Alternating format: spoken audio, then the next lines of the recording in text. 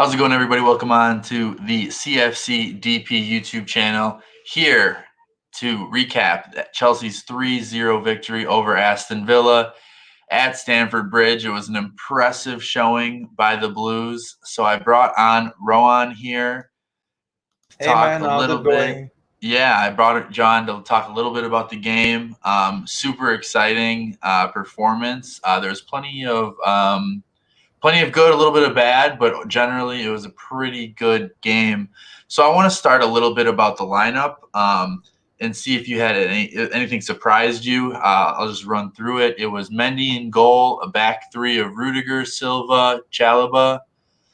Your wingbacks were Alonso and Callum. Midfield was Kovacic and Saul. Kai, Ziyech, and Lukaku were up front. Rowan, did anything surprise you about this at all?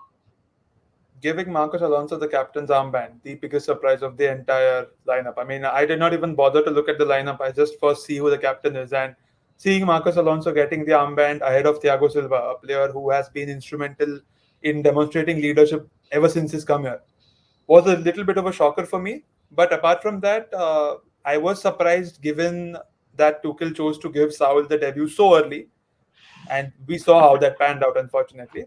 But apart from that, I was pretty much okay with the lineup. We have enough depth to manage a team like Aston Villa, I feel, with no disrespect to them and any of the Aston Villa supporters who might be watching your channel.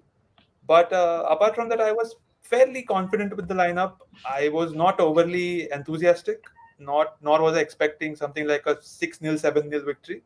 So I was relatively okay with the lineup. Just the Alonso captain thing burned me out a little bit. Yeah, that was kind of weird when I saw that too. And I would have to think that there was a specific reason why, because I would agree with you that Thiago Silva, in my opinion, would be next in line to get that. But perhaps with Saul taking like a Jorginho Conte spot, which could have been a next option, Aspie not being in there. I would have even seen Rudiger maybe take that captain's armband before Alonso, but there must have been a reason, and I'm Yeah, sure and I we're think I think Alonso has shown a fair bit of I won't say leadership, but given that he is one of the senior squads, I mean, he is playing since Antonio Conte's era, so he is a senior member in the squad, and I think Tuchel chose to go with the player who is there in the squad for a longer time than going with a player who is just senior in age.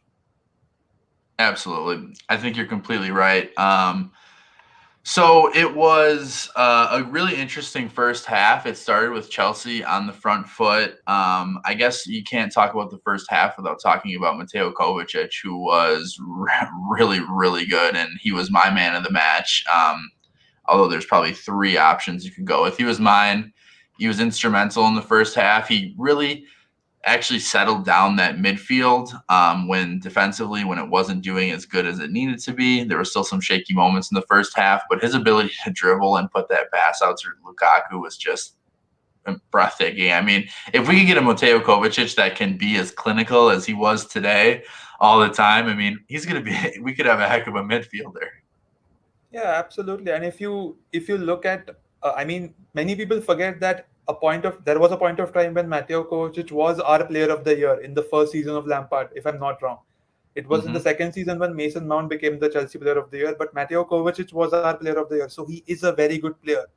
There is a reason why we paid the big bucks to finalize that loan option which we took from Real Madrid. And I feel that when we have a bad performance, usually the spotlight is more on Jorginho Kovacic or even Jorginho as in the midfield, given that he can't play the way people expect him to play. I think, but Kovacic has sometimes gone under the radar with the way he performs, with the way he dribbles, with his plays, with his passes. I mean, sometimes I've seen Kovacic literally gliding with the ball, and that is a very good sign that he is extremely confident with whatever he's doing. And I think a match like yesterday, if we have a player like this with such caliber, and if he's delivering the way he delivered yesterday, I think we are good. We are sorted for the season, I feel. And given Saul's unfortunate debut, I think Kovacic would be a good player to rely on when Jorginho is also playing. For sure. And I think one of the things that I took away from the game from the midfield perspective was that I don't think Saul and Mateo Kovacic are a really good pairing together. I understand why they did it because of Jorginho's minutes and N'Golo's injuries, but I feel like Saul and Kovacic are a little similar when it comes to their midfield play. You don't really have that defensive mindset, so to speak, that you get with Jorginho and obviously with Conte in terms of ball retention. So having them play together, I think if Saul's a little bit better, it's not as glaring as an issue. But if I had it my preferred way, I don't think that I would run those two together. Yeah, it's come to the point where Jorginho is now undroppable for the entire squad, and Kante would play, but I don't think he'll also replace Jorginho because Jorginho literally dictates the entire midfield. I've not seen a player like Jorginho in our squad who can dictate the midfield the way he does. And given Jorginho's shaky start to his Chelsea career, with the fans not entirely knowing who he was and what he did, and the way he performed in the ever since Tuchel came in, to be honest, I think that shows that he is undroppable. And like you said, Kante's ball retention is unbelievable. Given the way he tracks back, it's like the man has three lungs, like we've already heard and heard it being said again and again and again. He has no, he has three lungs. He always has a full tank when he's running. So when Kante is injured, Jorginho is undroppable. When Kante is not injured, you can play Jorginho and Kante together. And I think Saul was brought in to ensure that we have an extra option given the number of games that we're playing. For Now, sure. yesterday's Saul, I think we are being too harsh on Saul, given that it's literally his first game in a country, in a league where he has only dreamt to play away from his comfort zone, in a team which is predominantly English and they speak English. So I can understand, and I don't think we fans need to be too hard on him. If I mean, I don't know what your stance is on that, but I don't think we need to be too hard on him. We need to give him some time to settle in. Yeah, it's a debut. I mean, not everyone's going to have a glamorous debut. It's just not how it works. And if you had the expectation that he was going to go out there and drop a masterclass, I think, I think that was, hopeful. We would like him to do that, obviously. He's a new signing, and we think that every new signing that we have is just going to run in form right away, but it's just not probable. I mean, to be honest with you, most debuts aren't like how people imagine they should be. Just to be frank with you, they're mostly like the solo performance, and especially if you're going from a league to league. But I want to talk a little bit more about that first goal. So let's just talk about Lukaku, because I think that the way, especially that Kovacic came out of the counterattack and he was able to make one man miss. Last year, you wouldn't have had a striker that could run that fast and be able to, make that last cut at the end. It seemed like he already knew what he was going to have to do just by the way that the defender was running at him. And I think that's invaluable. So if you can have a guy like Kovacic run through the midfield and make that pass, we know Jorginho can make that pass. If you can have that counterattack link up be like that, and you have a guy who's so apt at finishing and so aware of where he needs to put his body, depending on where the pass is coming, it's amazing. It's what we've been missing last year. I was watching the highlights last night in bed, and I was just literally just smiling because I'm like, this is amazing to have a guy that is a pure number 9 and who loves Chelsea, loves the badge, and he just fits so well. Yeah, man. And I think, no, with no disrespect to Tammy Abraham, I don't think we've had a striker the way Diego Costa was a striker until Lukaku came in. With no disrespect to Tammy, no disrespect to Timo. They're just not the type of players who you would expect performances the way Costa, and even before Costa, Drogba delivered. And now with Lukaku, we hope that he will deliver. And it looks like he will deliver. There are promising signs. And if you saw Lukaku, I think he had already made it. So he was like 3 or 4 steps ahead of the entire Aston Villa defense when Kovacic released the ball. He knew what he was going to do. He even said later that he had played with Tuanzebe. So he knew that Tuanzebe knew that he was a left-footed striker. So that's why he cut the ball on the right and then finished it off. So if we have a guy who already knows more than knows more than what is expected from him, and if he delivers the way he delivered yesterday, I am also very excited for what the entire season lies ahead for us. I'm truly excited about that. And when we talk about Lukaku, I think this is what everyone was saying when we were talking about the evolution of him from his younger Chelsea days and his Premier League days with Manchester United and other clubs. It's unbelievable to watch. And to have that guy, I mean, I was, telling my friends yesterday that I was watching with, I was saying, it's really, to me, it's a 4-horse race. This is going to be one of the most interesting title runs in the Premier League that's going to be in years, because you look at all 4 teams. You watch Man United yesterday and you say, okay, where's their weakness? Maybe in the midfield. You look at Man City. Is it that out and out number 9? Us, health, I guess. I mean, maybe is one thing in the midfield, and then Liverpool, and that's health as well. So it just got me really excited when you look at every team pretty much addressing a weakness and being able to move forward. So one person that was not a weakness definitely yesterday was Mendy, who was able to cover up that defensive midfield and give us another clean sheet. Talk to me a little bit about Mendy and how he's really underrated in terms of Premier League keepers and then just keepers around the world in general. Yeah, man. I truly don't know why Edward Mendy is not up there with the best keepers in the world at the moment. I am truly unaware about how his performances have gone under the radar. I mean, nobody seemed to even acknowledge that he was the goalkeeper of the year in the Champions League last year. And I don't like the argument that people say that, yeah, because Tuchel has a well-drilled system and a disciplined back three, Mendy does not have to do most of the work. You see a game like yesterday, and you see Mendy had done pretty much all the work in the first half. I don't think. I mean, that one double save where he made. I know. If you remember, I don't Yeah, remember who shot, who released the shot, but he saved it first, and then it fell to the Aston Villa player, and then he shot again, and he shoots again, and then he saves it. I mean, and this has been the story with Mendy for the past season as well, in Champions League matches, in crucial nil-nil draws. If you remember the draws with Manchester United and a few more clubs where we had to push and grind out a draw, or even the draw with Liverpool the for last week, sure. last week before the international break. So it shows that Mendy is a very good keeper. He has to be there with the best keepers in the world right now.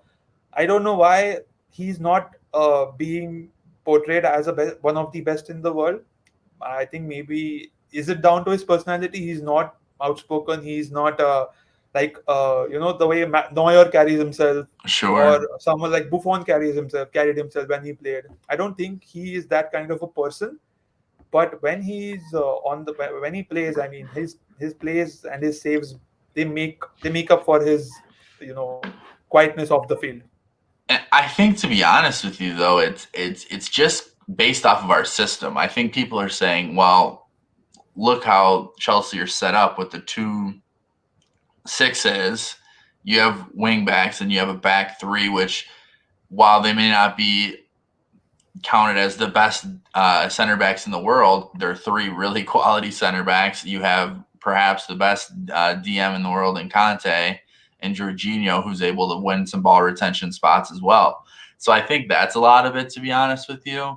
But Mendy is just an amazing story. His whole life really should be made into a movie, because he has been able to go from from the bottom to the very top of the world in terms of goalkeepers, in my opinion.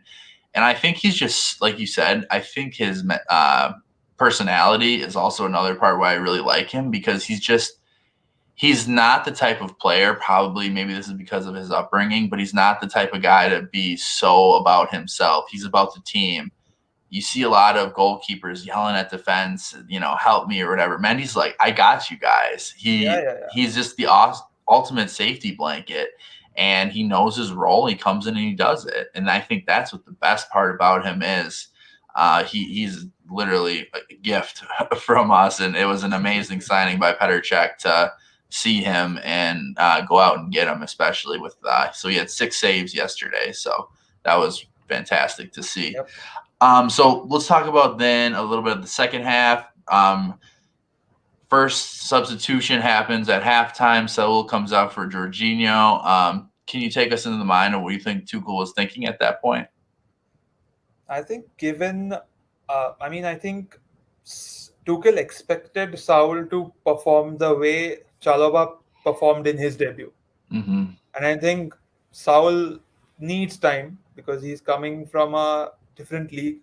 And I think Tuchel did not want to take a risk with the 1-0 blanket that we had at the beginning. So I think Mm-hmm. he said, let's stick to the system. Let's not fix something that is not broken. Let's bring on Jorginho. Let's take a halftime sub. I know it's not the debut that even Saul wanted, but we've seen Tuchel is extremely ruthless with his substitutions, with his player selections, and he in a press conference says that he is doing it for the betterment of the team, and because he's delivering on the results, I don't think many fans uh, would consider that to be some sort of an unfair treatment or of some sort. I mean, he knows his players, he knows what to expect from them, he knows what the players know their he knows that the players also know their roles very well. So Jorginho substitution, I kind of anticipated it around the 55th or 60th minute. Mm-hmm. 45th was a bit too harsh. I mean, after a team talk, after halftime, after a break, someone telling Saul that you need to calm down, you don't need to panic, it's fine, everything's gonna go your way, just breathe, just take it easy. I Mm-hmm. think you should have given Saul a little bit more time.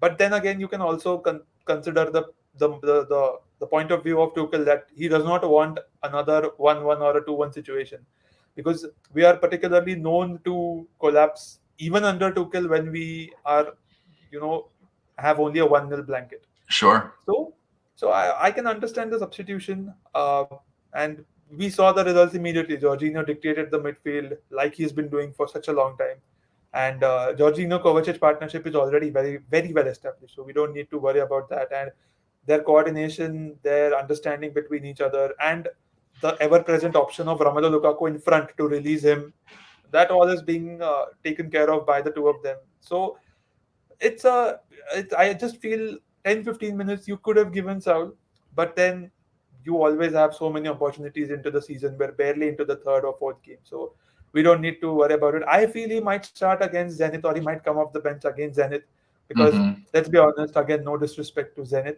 but they are a pretty easier opposition compared to Juventus and the other teams in our group in the Champions League. So I expect Saul to play a fair bit in Zenit.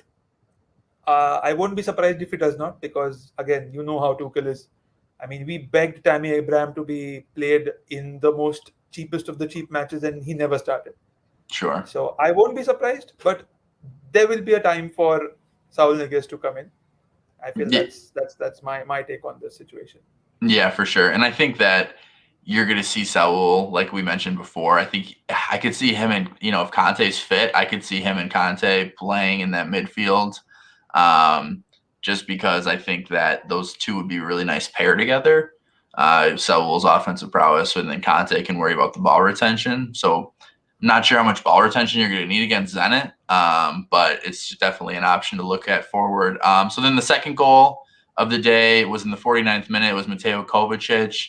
Tyrone Mings has a lazy back pass. To me, I think that was more of the goalkeeper's ball. I think the goalkeeper should have came out and got it. Obviously, Emi Martinez was not there, so it was the backup in for the day.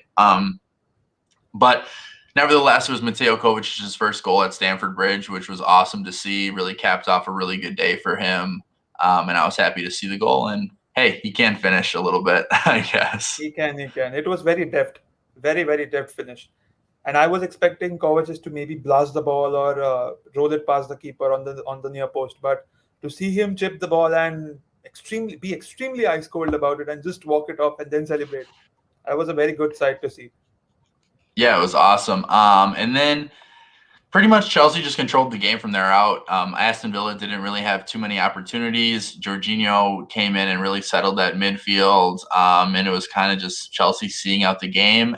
Aspie came in for Kai, which moved Callum to left wing, which I thought was interesting to get Callum some left wing minutes, as that is his preferred position, according to him. So and I think, he was actually, I thought he was pretty good at right wing back. I thought he had a lot of creative chances. He didn't really have to defend too much, let's say, one-on-one on his side.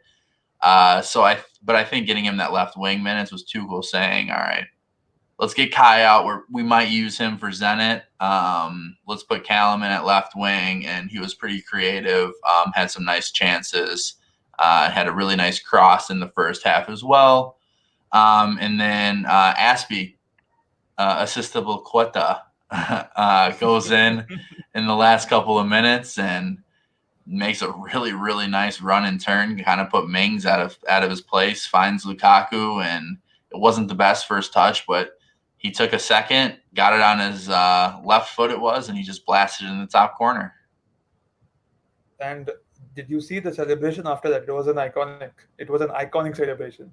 Yeah, no, it Yeah, was man. 100%. The lighting actually I got was I one got a thing. new lock screen wallpaper from that, so I was very happy about it. You'll have to I send me got a new that because that wallpaper would from be. that. You'll have to send me that because that was sweet, to be honest with you. But yeah, Yeah, another, yeah. just how we were talking before, Lukaku's just amazing. I mean, to put it on a rope like that, there's nothing that the goalkeeper could do at that sense. And it actually just felt really good because we were just able to close that game out really well. And that's how great teams close out games. We could have closed it out, not scored another goal, whatever, that's fine. But you really do see those great teams going in the last couple minutes and just stepping on their throats, so to speak. And I thought it was good to see. I don't mind that Lukaku played the full 90. I don't think we're going to see him feature against Zenit, maybe in a substitute role perhaps, but I think you're going to see Timo probably in that. I'll be doing a Zenit preview, so we'll talk a little bit more about the lineups then, but I thought it was good for Lukaku to get a full 90.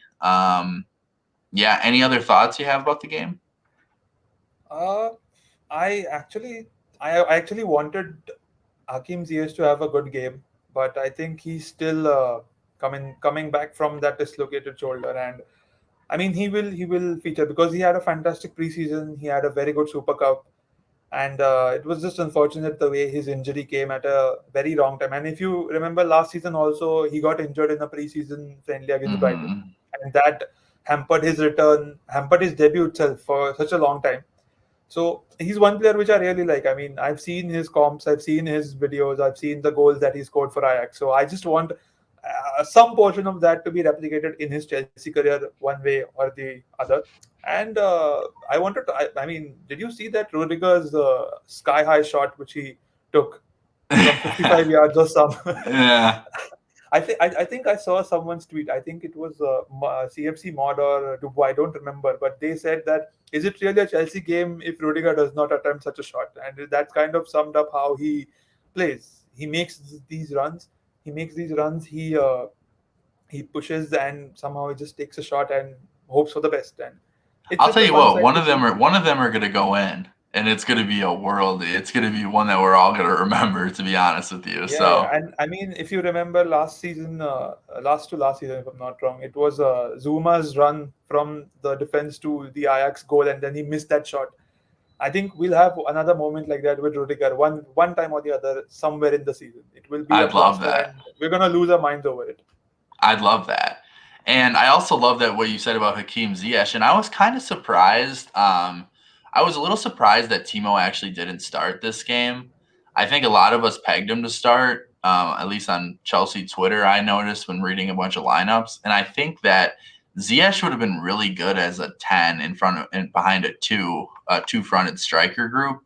And when you have him on the wing, I just don't think that's his best spot. I think if you give him the ball in the middle and you allow Lukaku and Timo to make runs, I think Tuchel knows he's forgotten more than I can ever know about football. Don't get me wrong, but that is something that I would have liked to seen because I think Ziyech would have had a huge, could have had a bigger impact on the game. But it was kind of a, 6 out of 10 Yeah, well, performance. yeah, yeah. Nothing bad, nothing good.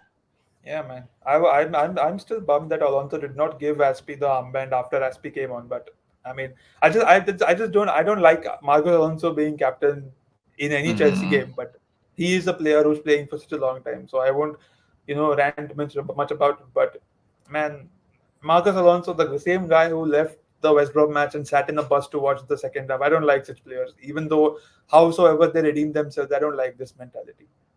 Yeah, it wouldn't have been my first choice either, but Yeah, man. it is what it is. I We mean, move you can give on. Lukaku the captain's armband, given that he has played for Chelsea for a fair bit of time. You can think of giving him the captain's armband as well, kind of instill another bit of adrenaline and leadership somewhere from the system.